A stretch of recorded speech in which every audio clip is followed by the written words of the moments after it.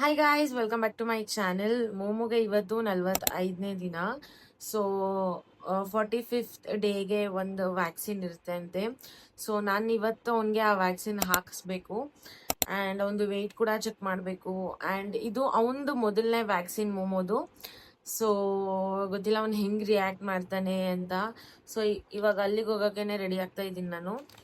And ಒಂದು weight ಎಲ್ಲ check ಮಾಡಬೇಕು ಆ್ಯಂಡ್ ಒಂದು ಬುಕ್ ಕೊಡ್ತಾರೆ ಅಂತೆ. ಸೊ ಒಂದು ವ್ಯಾಕ್ಸಿನ್ಸ್ ಎಲ್ಲ ಅಲ್ಲೇ ನೋಟ್ ಮಾಡ್ತಾರೆ. ಐ ಡೋಂಟ್ ನೋ, ನನಗೆ ಐಡಿಯಾ ಇಲ್ಲ. ಸೊ ಆ್ಯಂಡ್ ಹೋಗ್ಬೇಕು ಇವತ್ತು. ಆ್ಯಂಡ್ ಇವತ್ತು ಸಿಕ್ಕಾಪಟ್ಟೆ ಬಿಸಿಲಿದೆ. ನಿನ್ನೆ ಆ್ಯಕ್ಚುಲಿ ಇವಾಗ ಜೂನ್ ಮಳೆ ಸ್ಟಾರ್ಟ್ ಆಗಿದೆ. ನಿನ್ನೆ ಸ್ವಲ್ಪ ಬಿಸಿಲಿತ್ತು, ಅದಕ್ಕೇನೆ ಮತ್ತೆ ನನಗೆ ಸನ್ ರ್ಯಾಶ್ ಸ್ಟಾರ್ಟ್ ಆಗಿದೆ. ಸೊ ಸನ್ಸ್ಕ್ರೀನ್ ಹಾಕ್ಬೇಕು ಇವತ್ತು, ಮರಿದೆ.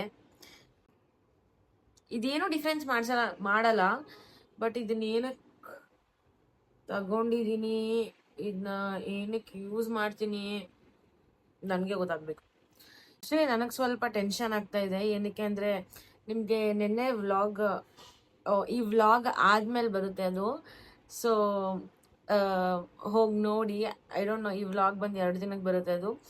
ಸೊ ನಾನು ಮೊಮೋನ ಒಂದು ಪೆಟ್ ಕ್ಯಾಫೆ ಕರ್ಕೊಂಡು ಹೋಗಿದ್ದೆ. ಅವನ್ನೆಲ್ಲೋ ಆಚೆ ಕರ್ಕೊಂಡು ಹೋಗಿರಲಿಲ್ಲ ಅಂತ.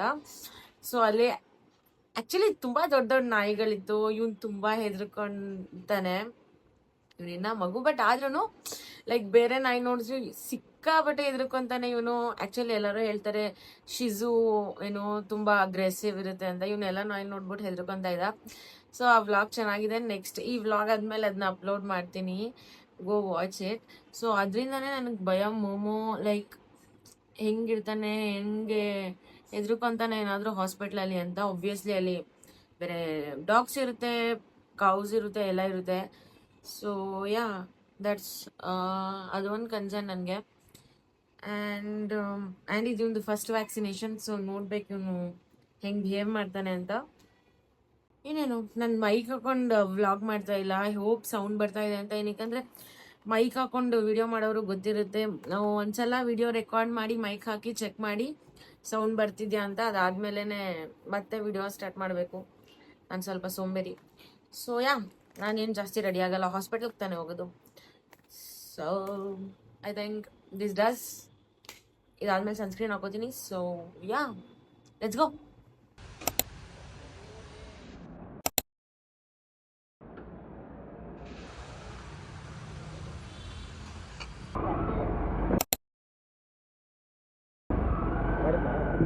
ಹಾಸ್ಪಿಟಲ್ ಎಂಟರ್ ಆದ ತಕ್ಷಣ ರಿಸೆಪ್ಷನಲ್ಲಿ ಪೇ ಮಾಡಿ ನಮ್ಮದು ನಂಬರ್ ಕಲೆಕ್ಟ್ ಮಾಡ್ಕೊಳ್ಳೋಕೆ ಹೇಳಿದ್ರು. ಕಲೆಕ್ಟ್ ಮಾಡಿಕೊಂಡು ವೆಯ್ಟ್ ಮಾಡಬೇಕು. ಡಾಕ್ಟರ್ ಪ್ರಿಸ್ಕ್ರೈಬ್ ಮಾಡ್ತಾರೆ ಮೆಡಿಸಿನ್. ಅದನ್ನ ತೊಗೊಂಡು ಬಂದು ಆಚೆಯಿಂದ ಆ್ಯಂಡ್ ದೆನ್ ವ್ಯಾಕ್ಸಿನ್ ಹಾಕಿಸ್ಬೇಕು. ಆಲ್ಮೋಸ್ಟ್ ಎಲ್ಲರಿಗೂ ಗೊತ್ತಿರುತ್ತೆ ಅನ್ಕೋತೀನಿ, ಮೈಸೂರಲ್ಲಿ ಇದು famous animal pharmacy kind of thing. But ಇಲ್ಲಿಂದ ಮೆಡಿಸಿನ್ಸ್ ತೊಗೊಂಡು ಬಂದೆ ನಾನು. ಬಂದು ಮೋಮೋ ಇಲ್ಲಿ ಹೆದರ್ಕೊಂತ ಇದ್ದ. ಏನಕ್ಕೆ ಅಂತ ಅಂದರೆ, ಈ ಡಾಗಿಂದ ಈ ಡಾಗ್ ನೋಡ್ತಾ ಇತ್ತು ಮೋಮೋನ. ಸೊ ಇವನು ಹೆದರ್ಕೊಂಡು ಔಸ್ಕೊಳಕ್ಕೆ ಟ್ರೈ ಮಾಡ್ತಾ ಇದ್ದ. ಆ ಡಾಗ್ ಬಂದು ಸಿಕ್ಕಾಬಟ್ಟೆ ವೆಲ್ ಟ್ರೈನ್ಡ್ ಆ್ಯಂಡ್ ಸಿಕ್ಕಾಬಟ್ಟೆ ಫ್ರೆಂಡ್ಲಿ ಡಾಗ್. ಆ್ಯಂಡ್ ಇಲ್ಲಿ ಮೋಮೋ ವ್ಯಾಕ್ಸಿನ್ ಆಯಿತು. ಅಲ್ಲಿ ಒಳಗೆ ಫಿಲ್ಮ್ ಮಾಡೋಕ್ಕೆ ಬಿಡಲಿಲ್ಲ.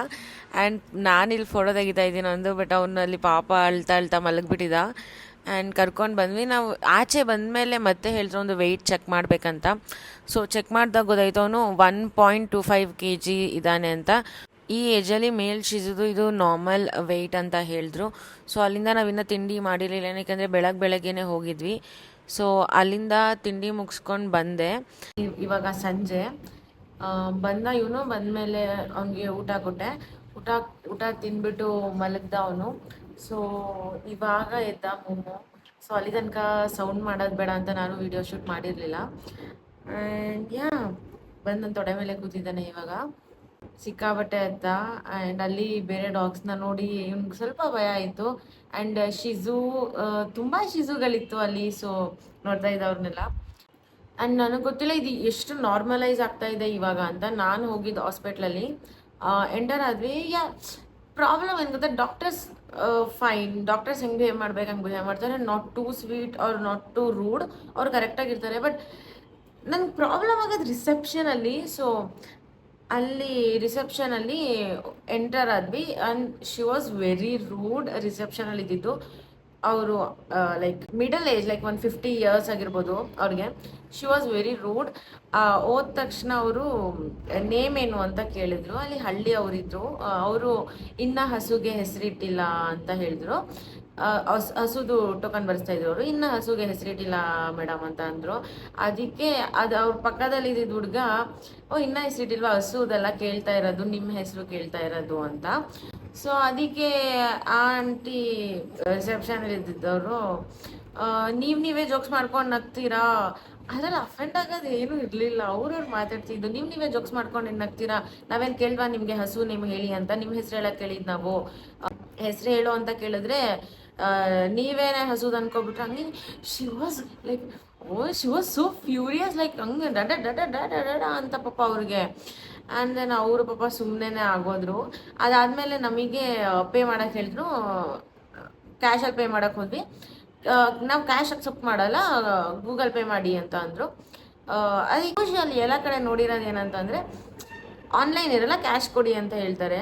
ಇಲ್ಲಿ ಸ್ಟ್ರಿಕ್ಟ್ಲಿ ಕ್ಯಾಶೇ ಇಸ್ಕೊಳ್ಳಲ್ಲ, ಎಲ್ಲ ಆನ್ಲೈನ್ ಮಾಡಿ ಅಂತ ಅಂದರೆ, ಐ ಡೋಂಟ್ ನೋ ಇದು ನಾರ್ಮಲೈಸ್ ಮಾಡ್ತಾ ಇದ್ದಾರಾ, like no cash policy kind of thing.